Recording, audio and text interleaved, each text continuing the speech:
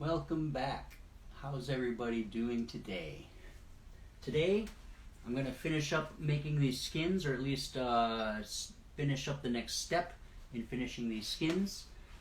Basically, I'm going to be taking some gesso and covering everything that I just did, all the paint that has dried.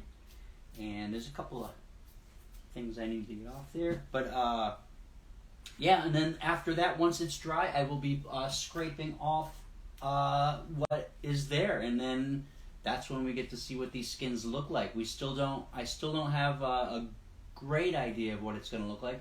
I have a general idea of what this is going to look like. I think that actually most of this will be usable. I think some of this might be a little bit too light for me or for my taste, but we'll see.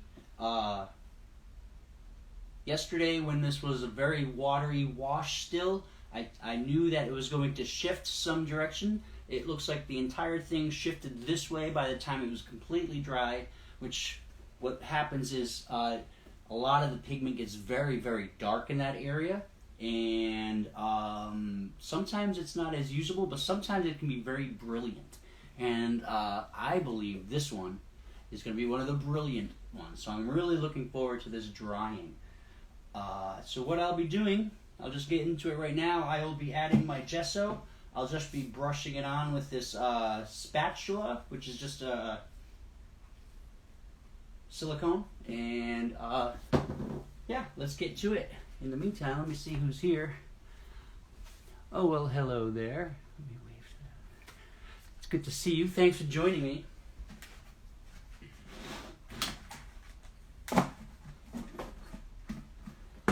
So this is a very gooey, as you can see the consistency, this isn't going anywhere in the bucket. As you know, I tip it over. So it's very thick gesso. It's what I like, although I don't think that matters that much. What really matters is how much acrylic is in the product. You can literally use just white paint if you wanted to, as long as there's enough acrylic so that when you peel it off, there's some substance. I'm sure it'll work. I just happen to like to use this particular brand of gesso. I've been using it for a long time, and I'm going to continue to use it. So, yeah, yesterday you saw at the end of adding my wash, I ended up sprinkling on some mica granulars there, and one of the issues I have is that those granulars want to come up as I brush over things. So I just kind of have to gently go over everything, kind of like frosting a cake, actually, is what this is going to be very similar to. And I'm just going to be very careful not to disturb any of those granulars, because they will move. And not only will they move, but they'll actually scrape color off of the glass, which I don't want. So, moving forward. So I'm just trying to get a nice basic coverage over the whole glass, knowing that I'll go over it again and smooth out some of those textures. It's not so much the textures I'm worried about here, it's more the coverage. As long as I get paint, or I should say gesso, over what I painted yesterday, I'll be happy. That's all I'm looking for right now. Alright.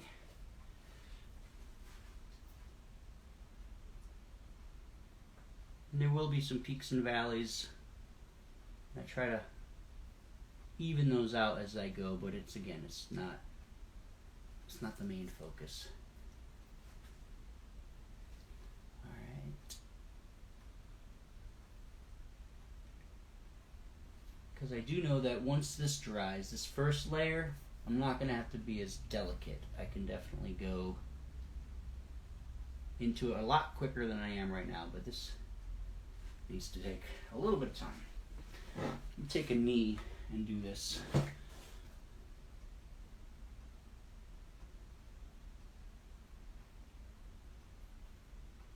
I may or may not show the whole process, because as I'm doing this, I'm realizing this is probably going to take about maybe 15 minutes to do the whole thing, and I don't think you need to see the whole thing. But, oops, I just did some scraping right there. Doesn't look like I pulled up any color though, so I got lucky.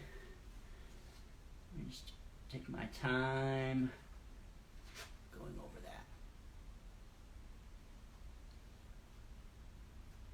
And it doesn't matter where I frost the cake, but just complete coverage is what I'm looking for.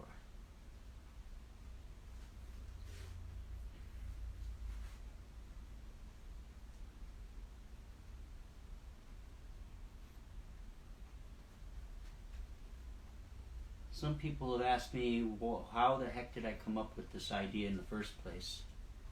And I used to,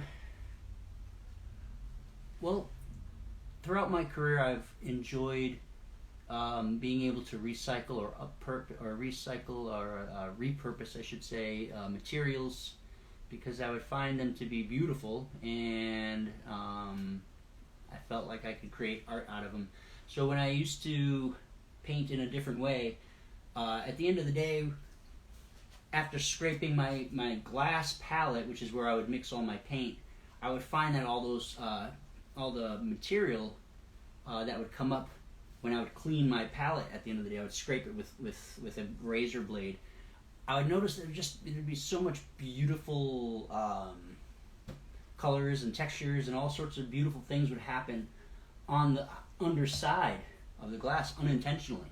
On the other side of me mixing color, there was just so much beauty underneath. So then I just put one together and came up with this as a way to try to replicate that idea. And it's different than how it used to be when I would mix color, but I think it's way better now. I really like I just like the process. It's fun, and I just like the end result. To me, the end result is putting gesso on top of the color. I'm going to pull off that color it's going to be as pure as I could possibly have made it in general, like with a brush. I couldn't make the color any more pure with a brush onto the canvas, in my opinion, because it's going right onto the gesso, which will then be pulled off and then applied to the canvas. So I came up with the idea because I saw it in my practice. It was just part of the everyday process, and it was part of the waste in the studio, and I didn't want to throw those things away. I didn't want to just throw those palette scrapings into the trash anymore. So one day I created a canvas that had a horizon line, and I thought that one of those scrapings, or several of those scrapings, are going to be boats. And I took those paint scrapings and I made boats out of them. And the gallery at the time that I first showed that to really liked the idea and sold a whole bunch of those. And that's when I had to kind of create a new approach because I wasn't creating that many. I was needing to create more skins than I was able to create as a byproduct of my practice. So I had to create a new way to create skins, which I call them now. So there's a brief history on where these came from. Well, like I said, let's see who's here. I'm going to probably end it right now, just because, again, it's probably going to be another 12 minutes for me to finish this up, 15 minutes or so, and it's going to be a little bit boring.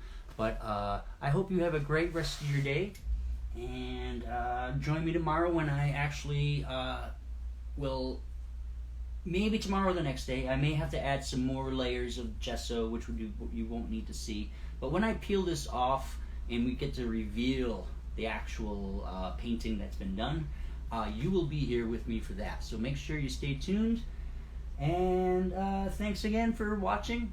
Have a great day. I'll see you next time. Bye.